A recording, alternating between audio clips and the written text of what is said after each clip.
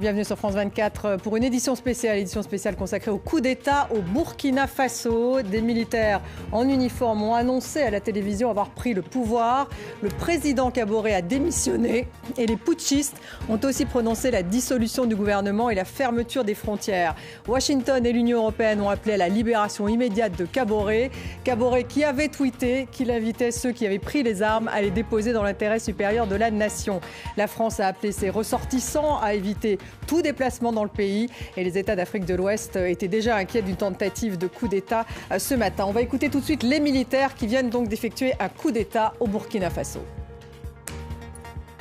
Le mouvement qui regroupe toutes les composantes des forces de défense et de sécurité a ainsi décidé de mettre fin au pouvoir de M. Roch Marc Christian Kaboré ce 24 janvier 2022. Une décision prise dans le seul but de permettre à notre pays de se remettre sur le bon chemin et de rassembler toutes ses forces afin de lutter pour son intégrité territoriale, son redressement et sa souveraineté. Et on va tout de suite justement à Ouagadougou, au Burkina, retrouver notre correspondant Khalidou Si. Khalidou, il s'agit donc bien d'un coup d'État.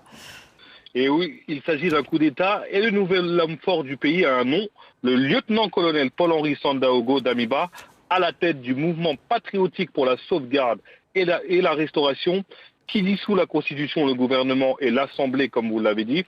Dans un discours plutôt sobre, lu à la télévision nationale à 17h25 heure locale par le capitaine Titso Rekader Ouedraogo, les mutins ont annoncé avoir mis fin au pouvoir de Roch Marc Christian Kaboré, sans effusion de sang et sans violence.